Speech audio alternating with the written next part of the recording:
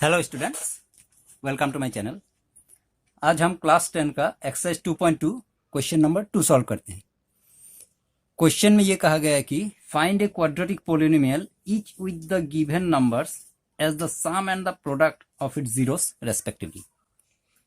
तो यहाँ पे दो नंबर दिया गया है 1/4 एंड -1। ये किसी क्वाड्रेटिक पोलिनोमियल का जीरोस का सम एंड प्रोडक्ट है। वो क्वाड्रेटिक पोलिनोमियल हमें ढूंढ के निकालना है। तो ये मैं थोड़ा और क्लियर कर देता हूँ। जब हमने 1 नंबर सॉल्व किया था तब हमारे पास एक क्वाड्रेटिक पोलिनोमियल था, जैसे कि ये। फिर हमने क्या किया था, उसका जीरोस निकाला था, मिनट में स्प्लिट करके उसको फैक्टराइज किया तो उसका 2 जीरोस निकला, 4 एंड -2। फिर हमने ये देखा था कि जो जीरोस है उनके साथ इस क्वाड्रेटिक पोलिनोमियल का जो कोएफिशिएंट्स है उसका क्या रिलेशन है। अब कोएफिशिएंट क्या होता है, जैसे कि हम जानते हैं कोई भी quadratic polynomial ax² bx + c = 0 इस फॉर्म में होता है। तो यानी कि x² का साथ जो नंबर होता है वो उसका कोएफिशिएंट होता है। ये x² का कोएफिशिएंट, ये x का कोएफिशिएंट b और ये c, ये तीनों कोएफिशिएंट के साथ ये जो जीरोस निकलता है इसका कुछ रिलेशनशिप है, ये हमने देखा था। तो हमने ये पाया था तब कि सम ऑफ द जीरोस होता है -b/a सॉल्व करके हमें जो मिला था सम ऑफ द जीरोस भी वही निकला था। और फिर product of the zeros solve करके जो आया था c/a भी हमारा सेम ही आया था। यानी कि उस पोलिनोमियल का कोएफिशिएंट के साथ sum of the zeros and product of the zeros का ये रिलेशनशिप है। तो ये जैसे कि प्रोडक्ट ऑफ द जीरोस निकला -8 और ये सम ऑफ द जीरोस आया 2। तो इस वाले क्वेश्चन में ये सम ऑफ द जीरोस और प्रोडक्ट ऑफ द जीरोस दिया हुआ है। हमें वो वाला पोलिनोमियल फाइंड करना है, वो वाला क्वाड्रेटिक पोलिनोमियल फाइंड करना है जिसका ये sum of the zeros and product of the zeros है। तो उसके लिए हमें क्या करना होगा, हमें sum of the zeros and product of the zeros का साथ उसका कोएफिशिएंट का जो रिलेशनशिप है उसी के सहारे हमें वो क्वाड्रेटिक पोलिनोमियल फाइंड करना होगा। किस तरह से, जैसा कि हम जानते हैं कि सम ऑफ द जीरोस क्या होता है -b/a। फिर ये 1 का वैल्यू, ये हो गया b का वैल्यू एंड ये हो गया a का वैल्यू। तो फिर b इक्वल, ये माइनस यहाँ पे ट्रांसफर हो जाएगा तो -1, a = 4। फिर प्रोडक्ट ऑफ द जीरोस यानी कि c/a -1, इसका डिनोमिनेटर हम 1 लिख सकते हैं। c = -1 and a = 1।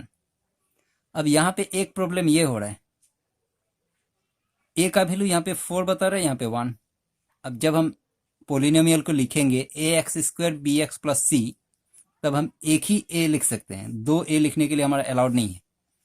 तो एक अगर a लिखना है तो हम कौन सा वैल्यू मान लें, अब 4 या 1।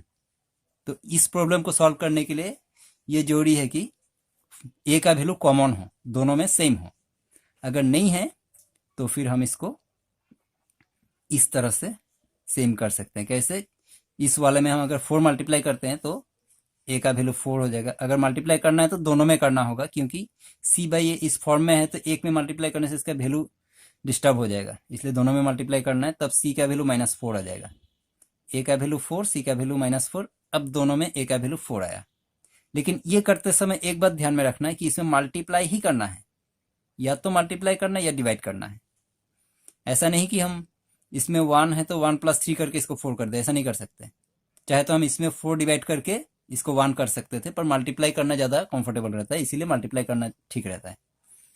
तो अब हमारा a का वैल्यू दोनों में 4 आ गया। तो फाइनली हमारा वैल्यू ये निकल रहा है कि a = 4, b = -1 and c = -4।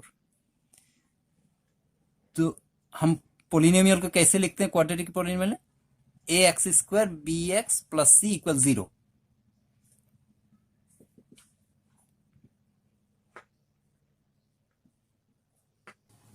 Therefore, the polynomial is ax² यानी कि 4x² bx यानी कि -1x -4 = 0। वैसे तो फॉर्मूला में ax² + bx + c होता है, लेकिन ये माइनस होने के कारण प्लस माइनस ये माइनस में आ गया, तो ये हमारा पोलिनोमियल निकल गया जो जिसका sum of the zeros 1/4 and product of the zeros -1 होता है। नंबर 2, इसमें है sum of the zeros √2, product of the zeros 1/3, sum of the zeros minus b/a।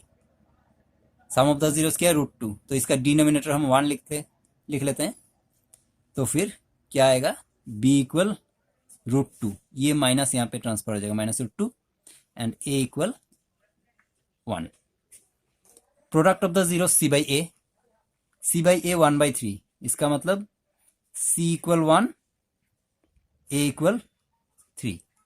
अब यहाँ पे c का वैल्यू, a का वैल्यू 3, यहाँ पे a का वैल्यू 1, इसका मतलब यहाँ पे हमें 3 मल्टीप्लाई करके a का वैल्यू को बराबर करना है। तो इसके साथ मल्टीप्लाई करने से -3√2 आ जाएगा, ये हो गया b का वैल्यू एंड a का वैल्यू 3। तो आखिर क्या आया? a equal 3, b equal -3√2 and c equal 1। तो ये हमारा कोएफिशिएंट्स आ गया। अब देयरफॉर द पॉलिनोमियल इज क्या हो जाएगा? ax² यानी कि 3x² -3√2x + 1 इक्वल 0। ये हमारा पॉलिनोमियल आ गया।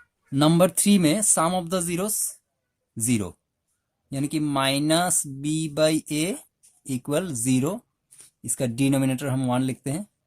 तो फिर ये होगा कि b इक्वल 0, -0 में माइनस या प्लस नहीं बैठता है, इसलिए 0 0 ही रहेगा, a इक्वल 1। फिर प्रोडक्ट ऑफ द जीरोस यानी कि c/a, c/a है √5, तो इसमें भी 1 लिखने से c equal √5 and a equal 1। तो a का वैल्यू अब दोनों में 1 है, इसमें कोई प्रॉब्लम नहीं। इसका मतलब a equal 1, b equal 0 and c equal √5।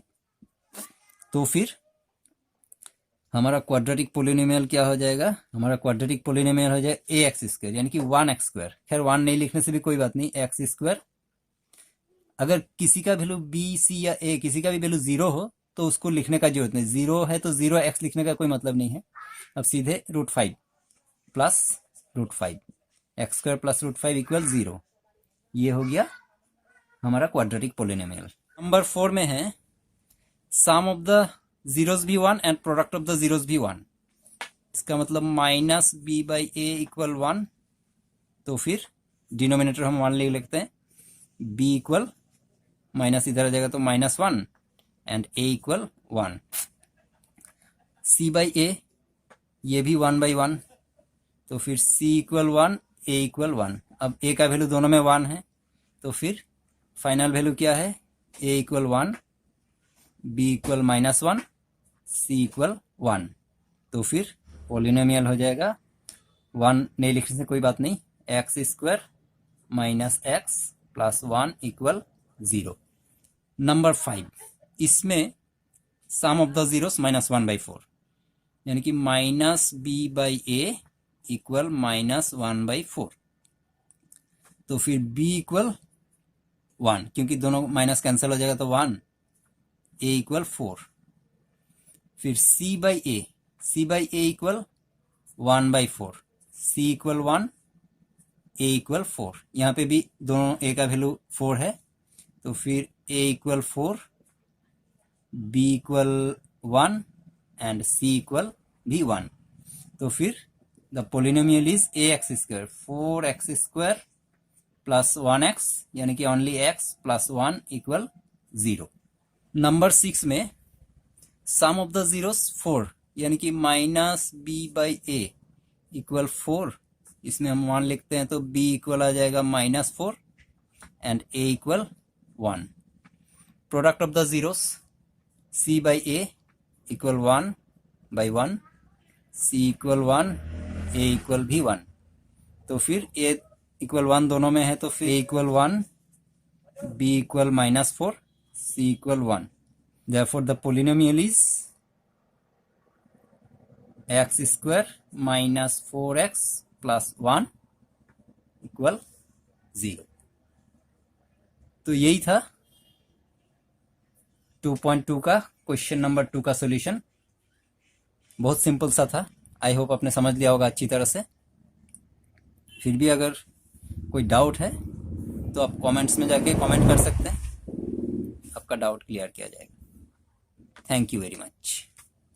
Thank you very much.